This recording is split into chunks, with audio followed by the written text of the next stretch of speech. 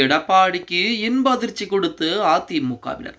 நண்பர்களே, அதிமுக தொண்டர்களாக இருந்தீங்க அப்படின்னா மறக்காம நம்ம சேனலை சப்ஸ்கிரைப் பண்ணிட்டு இந்த வீடியோக்கு ஒரு லைக் பண்ணிருங்க.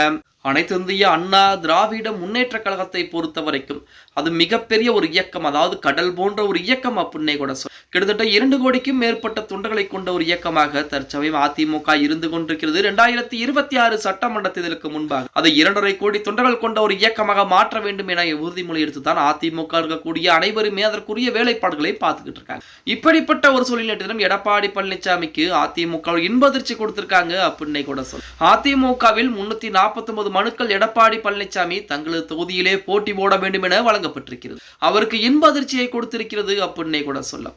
முதல் நாளில் மட்டுமே 1237 விருப்ப மனுக்கள் பெறப்பட்டுள்ளதாக கட்சி தலைமை அறிவிச்சிருக்காங்க.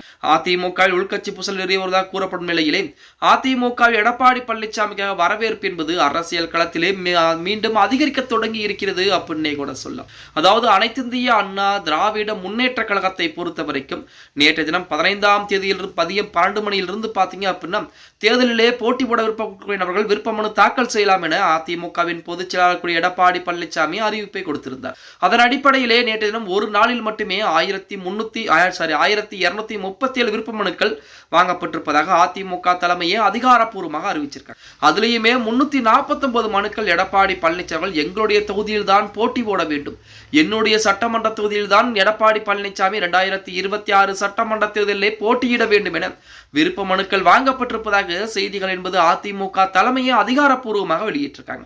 அதாவது 349 பேர் அதிமுக பொதுச் செயலாளர் எடப்பாடி பழனிசாமி எங்களுடைய தொகுதியில் போட்டி போட்டு வெற்றி பெற வேண்டும், அவர் கண்டிப்பாக வெற்றி பெறுவார், அவர் எங்களுடைய தொகுதியிலே போட்டி போட்டால் நன்றாக இருக்கும் என சொல்லித்தான் அதுக்குரிய வேட்பு மனுவை வாங்கி இருப்பதாக எடப்பாடி பழனிசாமிக்கு இன்பதிர்ச்சி கொடுத்திருப்பதாக செய்திகள் என்பது வெளியாகி இருக்கிறது. எது எப்படி இருந்தாலும் 2026 சட்டமன்ற தேர்தல் என்பது அதிமுகவிற்கு மிக மிக ஒரு முக்கியமான ஒரு தேர்தல். அந்த தேர்தலை பொறுத்த வரைக்கும் அதிமுக கண்டிப்பாக வெற்றி ஆக வேண்டும். ஏன் அப்படின்னா எடப்பாடி பழனிசாமி அவர்கள் பதவிக்கு வந்த பின்பு அடுத்து நடந்த தேர்தல்கள் புறம் தோல்வி என்ப பிம்பம் என்பது இருக்கிறது. அதை உடைத்தெறிவதற்கு கண்டிப்பாக இந்த தேர்தலிலே மாபெரும் வெற்றி என்பது அதிமுக படைத்தாக வேண்டும்.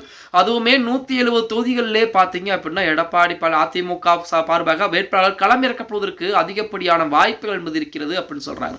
170 தொகுதிகளில் போட்டியிட்டு குறைந்தபட்சமாக ஒரு 150 தொகுதிகளிலாவது வெற்றி வாய்ப்பை பதிவு செய்ய வேண்டும் அப்படிங்கிறது அதிமுக எடப்பாடி பழனிசாமி நிர்ணயிக்கக்கூடிய மிகப்பெரிய ஒரு இலக்காக பார்க்கப்படும். மொத்தமாக அதிமுக கூட்டணி கட்சிகள் அனைத்தும் சேர்த்து 210 தொகுதிகளில் வெற்றி வாய்ப்பு என்பது வெற்றி இலக்கை எட்டுவதற்குரிய வேலைப்பாடுகளைத்தான் எடப்பாடி பழனிசாமி மிக தீவிரப்படுத்தி இருக்கிறார் அப்படின்னே கூட சொல்லலாம். எது எப்படி இருந்தாலும் பொறுத்திருந்து பார்க்கலாம். 2026 சட்டமன்ற தேர்தலிலே அதிமுகவிற்கு மிகப்பெரிய வாய்ப்புகள் எல்லாம் காத்து கொண்டுதான் இருக்கிறது.